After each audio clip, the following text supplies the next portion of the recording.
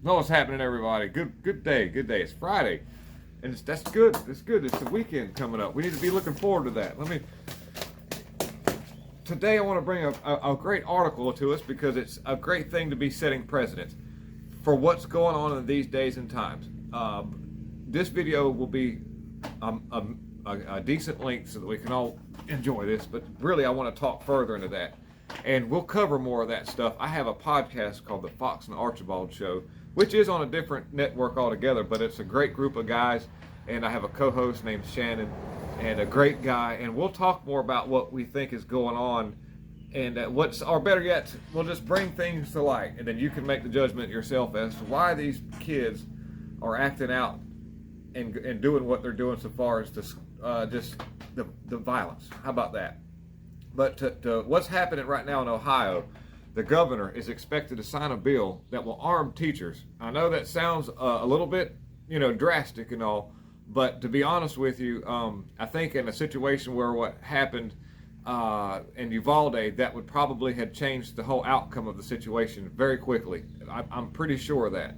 And so you have Ohio's Governor Mike DeWine, who is expected to sign a bill approved by the state lawmakers that would permit school teachers and other public school employees to carry a firearm as quickly as the fall semester.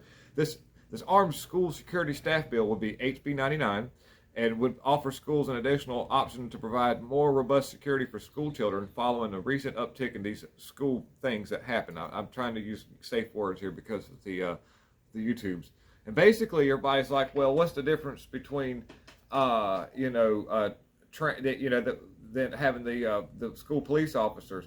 And I agree, that's a good thing to have school police officers. However, there's one police officer, maybe two, to the whole facility, and that makes it very hard to deal with situations. So, in other words, this bill here will allow this to be a lot more easier, and I'll explain here.